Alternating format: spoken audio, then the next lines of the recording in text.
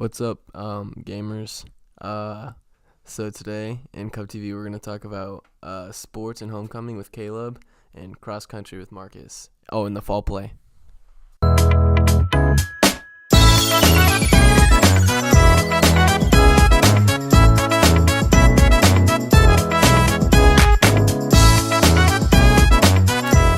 Ladies and gentlemen, welcome to a new Cub TV segment called TOS. Sometimes, following everything going on in the Nevada area is difficult, so I'm here to sum it up for you. Starting things off with homecoming. The homecoming court consisted of Ryan Barker, Caitlin Thibodeau, Leslie Abarca, Libby Burlage, Ethan Wild, Sam Abraham, Aiden Anderson, Jacob Strotman, with Jack Cahill and Kelby Rayworth as the king and queen respectively. After the coronation, dodgeball took the spotlight.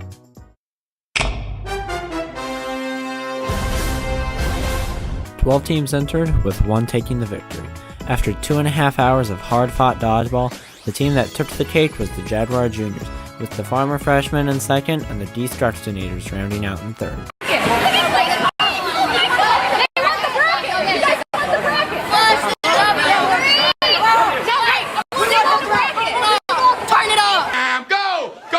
Sports team, go! Next, a wrap-up of the fall sports at the time of recording, starting off with volleyball. The volleyball team has dominated this season. This includes sweeping the 8am tournament, ending with a 6-1 conference record and having a share of their conference title. The varsity football team still has 2 games left in the season, but they hold steady with a 3-4 record.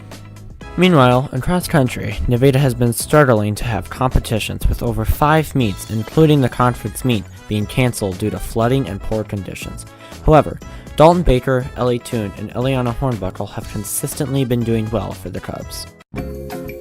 Quick update here, the volleyball team is conference champs now.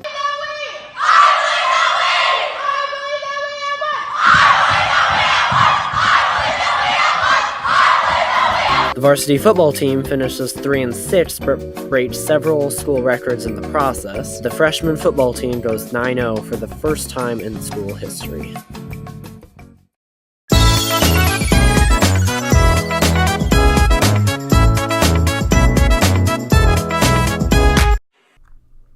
If you didn't go to the homecoming game, you missed out on a great game and great victory against Vinton Shellsburg.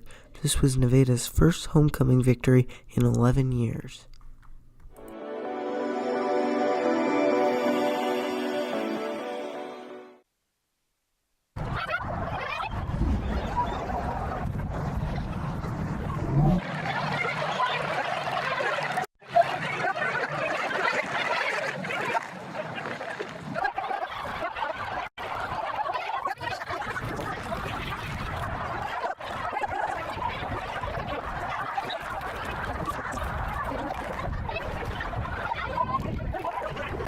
What does a typical week of practice look like for cross country? It depends on when meets are scheduled and stuff, but let's say we have a meet that week and then a meet on the weekend, so we'll have probably a day of speed workouts or something like that. Then we'll have a longer run, maybe a shorter run, and then something we call a fartlek, which is just intervals of speed and then a slower time period. And then before meets, we have a small run, a 20-minute run usually. Okay. Do you enjoy participating in cross country? Yeah, I enjoy it a lot. The team's a lot of fun, and it's, if anything, more fun to hang out with friends and stuff than it is to actually run. What would you say the best thing is about cross country? It's just a great activity that anybody can at least go and put out some work towards and stuff. You might not be great at it, but the team will always welcome you and stuff, and it's always an enjoyable thing to do. Why do you do cross country? I really like to compete, and it's just a really enjoyable thing to do, just hanging out with the team and things like that. Okay. What do you think, or do you think that everyone should participate in a sport? I mean, I don't necessarily think that everybody should participate in a sport, but I would recommend it to people. It's just a way to make sure you're staying active and meet people, and it's just something to do that you can look forward to.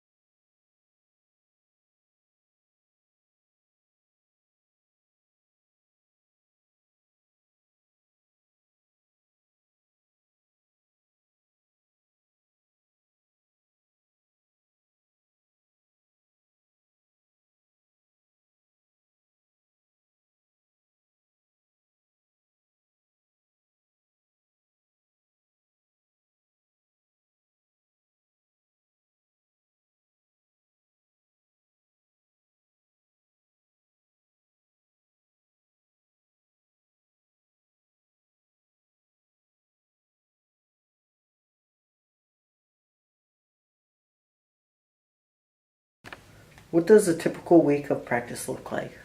So, a typical week of practice at the beginning of the year, it was more of building up the mileage and maybe throwing in a couple of like mile repeats or a track speed session or a hill workout.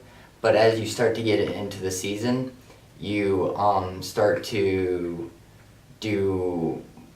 have more meets, and so it's more of recovery runs slash sometimes you have some speed or some long runs thrown in there. Do you enjoy participating in cross country? I love participating in cross country. The team environment is great. It's probably a really, really good sport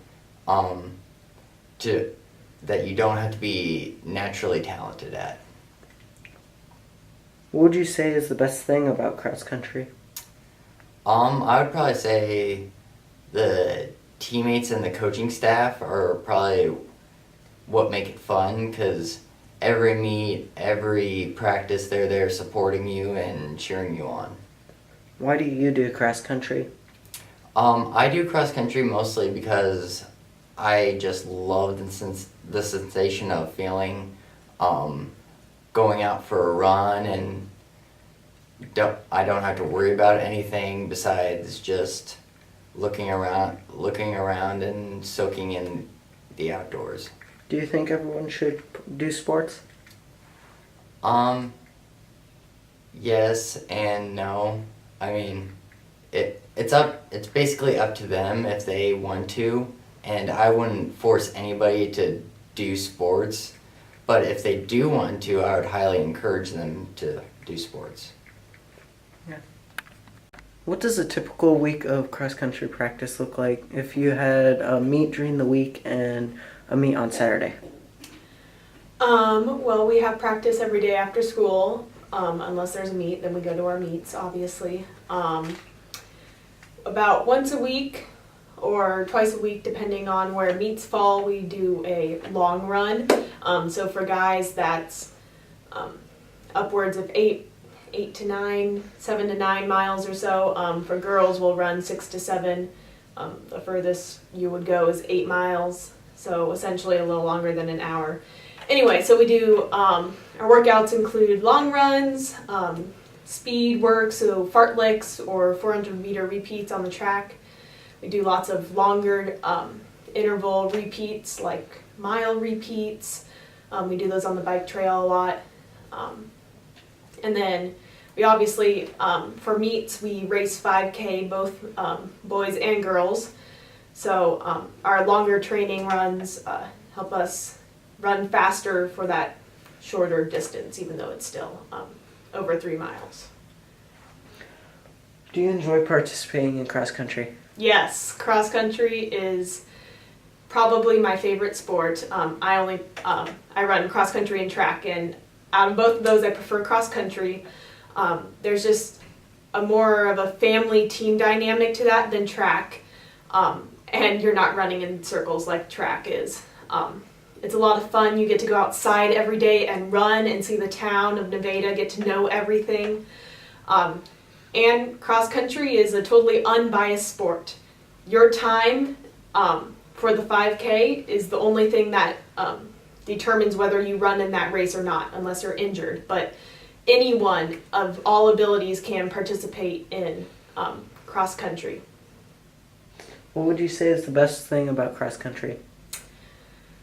I think the best thing is that you have the ability to individually challenge yourself and push yourself.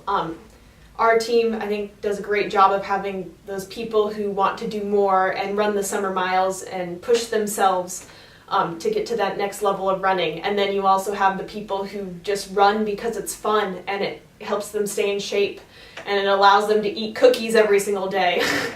So you have a wide range of people who, they're all dedicated, but they're looking for different things out of the sport. Last year we had a lot of wrestlers come run cross country in order to lose weight for wrestling, and that was a lot of fun. They brought a lot of dynamic to the team. Why do you do cross country? Well, I love running, unlike a lot of people who do cross country. I think we all enjoy running, but once you run that much over such a short amount of time, sometimes you can get a little worn out. But I just love running because it allows me to challenge myself. It gets me outside every day, forces me to interact with people, and I just love it. It gives me time to think. Do you think people should participate in sports? I think sports definitely help with your time management, or not necessarily sports, but being involved in any extracurricular activity, because that cuts down on the amount of time that you have to spend doing homework that night. So then you really have to maximize that free time that you have, so then you can get to sleep and get rest that you need in order to be recharged for the next practice, so you can run to the best of your ability. Right. But now, Now about the fall it's play. statistics. Meg, you're only 14, and that is too young to be wearing lipstick. Open! I think. At your age? 94.6% of all girls over the age of 14 are allowed to wear lipstick. That many. I didn't realize. The battle was as good as won. That was when I discovered. The thing I hate is that every time she gets on the scale, she yells, "Tilt! 1, 2, 3, tilt!"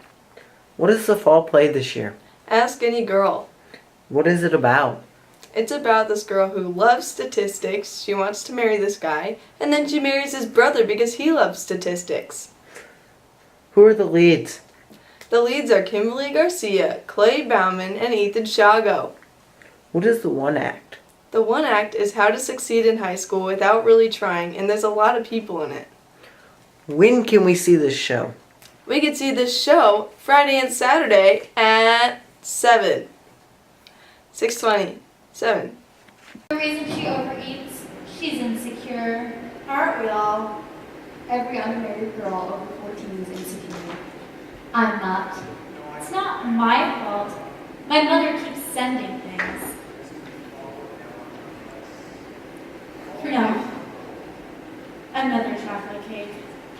So throw it out. You think I can't? Oscar Wilde said I can resist anything but temptation. Who's Oscar Wilde? He pitches for the Yankees. Temptation has been around since the Garden of Eden. I can resist temptation, all right. But chocolate cake, How many calories in a 4-ounce piece? 220. My mother wants me a fat spinster. Not all mothers.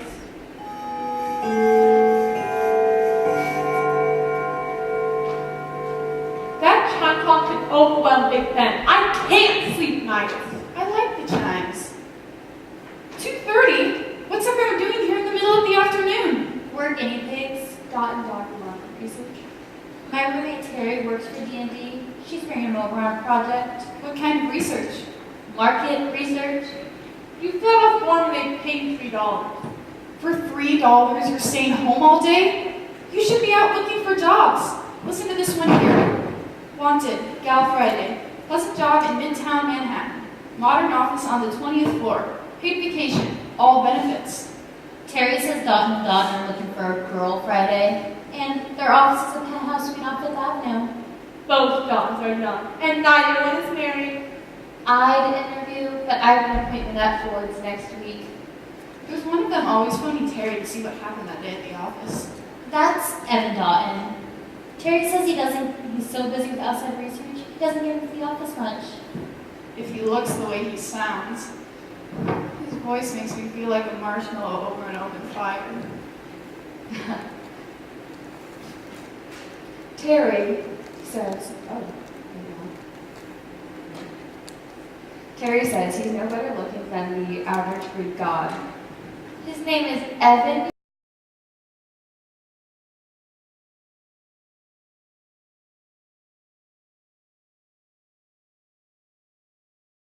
I'm here with Coach Struck. Thank you for letting me ask you a couple of questions about the upcoming basketball season. Yeah, you bet. So really, just the first question is just why did you take this position? I was really excited to get back to Iowa. The last 9 years, I guess, my wife and I have been in Nebraska, in Omaha, Beatrice, and both places that we liked and were excited about. But when the opportunity came to get a little closer to home, but yet my family was in Omaha, not get that much farther away from them.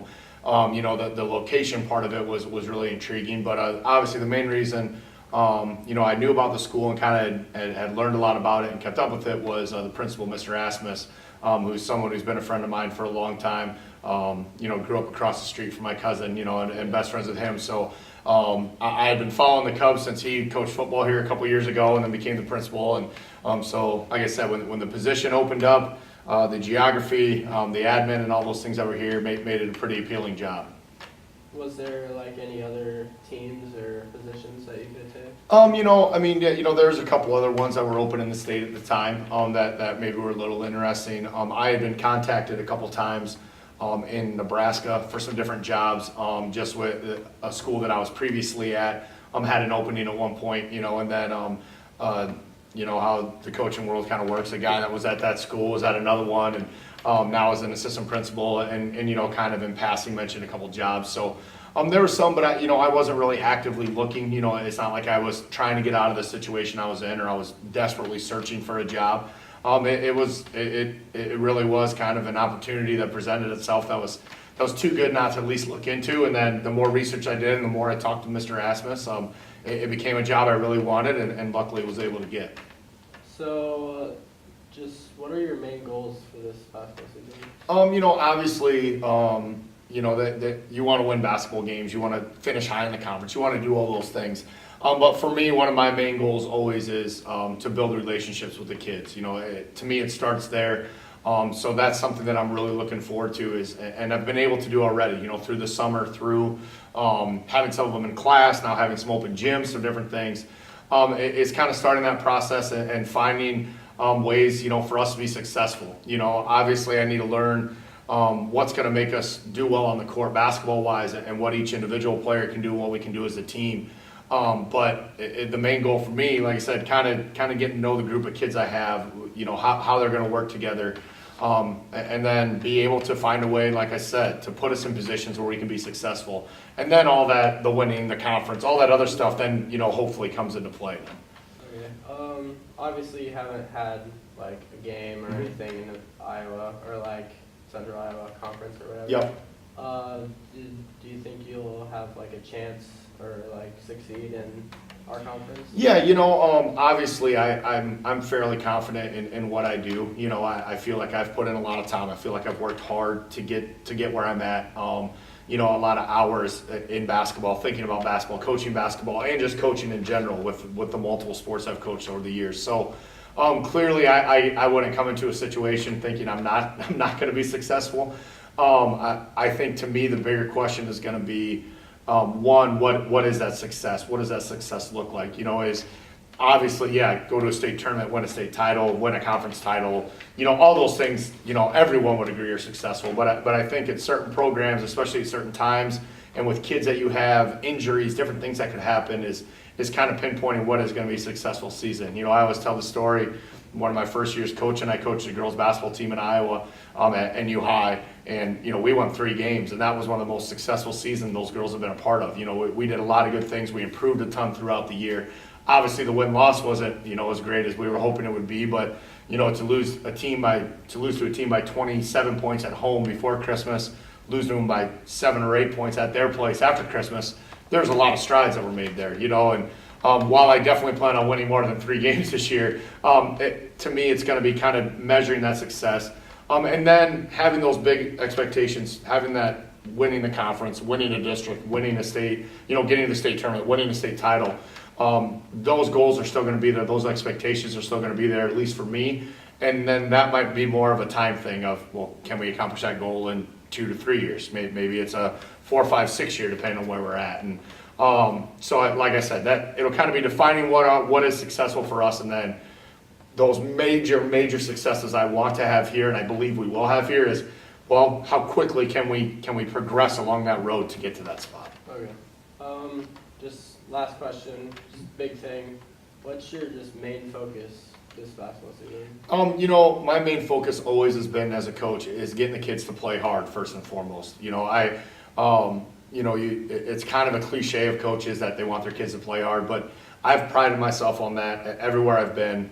22-2 team, or like I said, that 3-win team my first year in Iowa, girls basketball. To me, I would leave games, and a lot of times I'd have coaches tell me, man, your kids play hard. I'd have opponents, parents in the stands, God, your kids play hard, you know, and to me that's important. And I think that because of that, because of my expectation of how hard you need to play and the things you need to do to be able to play the game of basketball the right way, those other successes, those other things kind of come along with that. You know, it's going to be real hard for me to coach a team, to coach a kid who's going to be up and down with their effort level. Now, if you get that effort level where we want it to be, then I think how well you can play defense, the things you can do offensively, the things you can do to make teams work to get shots, the things you can do to get shots against teams, all that stuff falls into play if we start at that base. So my first and foremost focus is going to be doing that, is going to be getting the kids to play the game hard.